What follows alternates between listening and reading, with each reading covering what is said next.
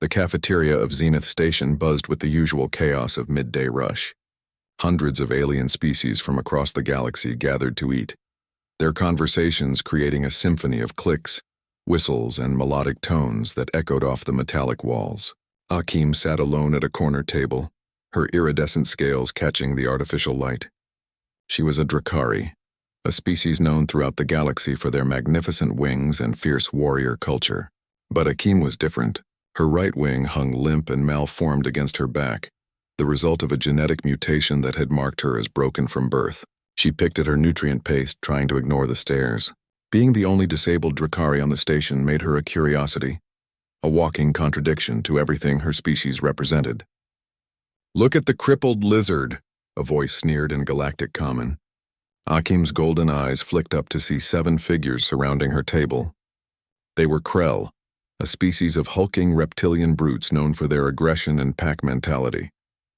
The leader, a scarred male with mottled green skin, leaned closer. "What's wrong, Dragon Girl? Forgot how to fly?" Another Krelll laughed, a sound like grinding rocks. Akim kept her head down, her clawed fingers tightening around her tray. "Please leave me alone. Please leave me alone," the leader mocked in a high-pitched voice. He reached out and flicked her damaged wing. Pain shot through Akim's shoulder and she winced. The cafeteria had gone quiet. Dozens of species watched, but no one intervened. This was the law of Zenith Station. The strong dominated the weak, and interference was considered dishonorable. One of the Krelll grabbed Akim's tray and dumped it over her head. Cold nutrient paste slid down her scales as laughter erupted from the group. Tears stung Akim's eyes, but she refused to let them fall. "My father," she started.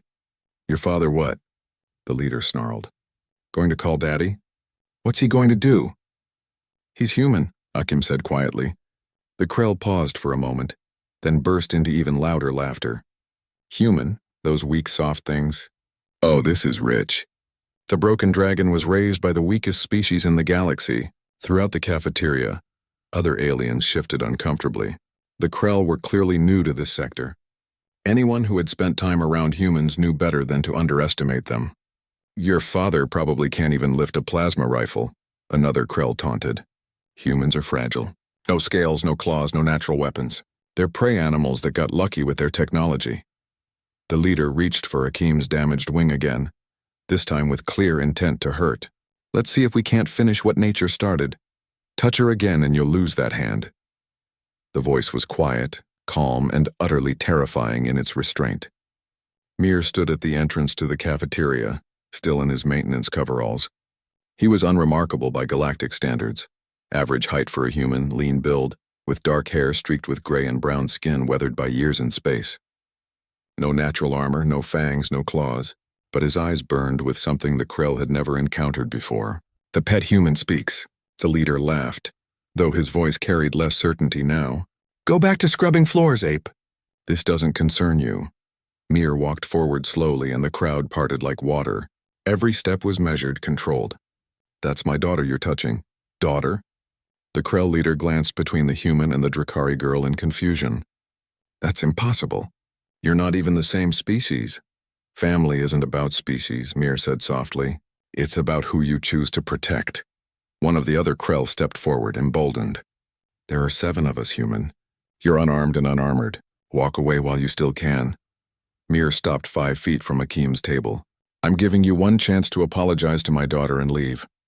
The Krelll leader's lips pulled back in what passed for a smile among his kind. Or what? What happened next would be discussed on Zenith Station for years to come. Mir moved. There was no warning, no build-up. One moment he was standing still, the next his fist connected with the leader's throat.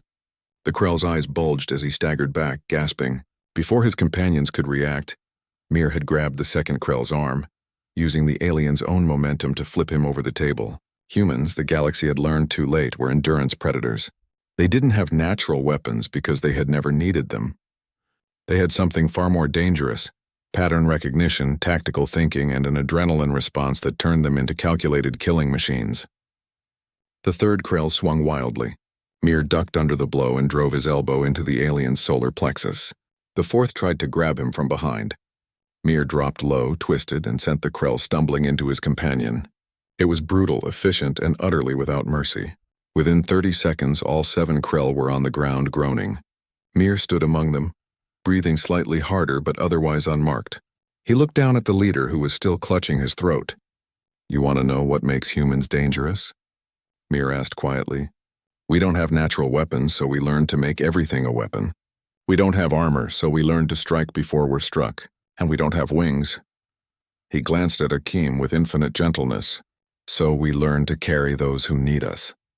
He walked to his daughter and gently wiped the nutrient paste from her scales with a handkerchief. "You okay, sweetheart?" Akim nodded, tears finally falling.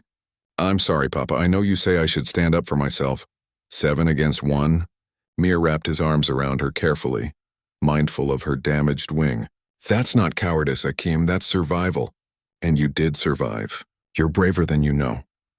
The Krelll leader struggled to his feet, rage in his eyes. "This isn't over, human." Mir looked at him with the patient expression of a man who had survived wars these aliens couldn't imagine. "Yes, it is. Touch my daughter again and survival won't be an option." The Krelll left, limping and humiliated. As the cafeteria slowly returned to normal, Mir sat down next to Akim. "How about we get lunch somewhere else?" Akim leaned against her father's shoulder, her damaged wing no longer feeling quite so heavy. "Thanks, Papa. Always," Mir said simply. "That's what family does." And throughout Zenith Station the word spread, never threaten a human's family.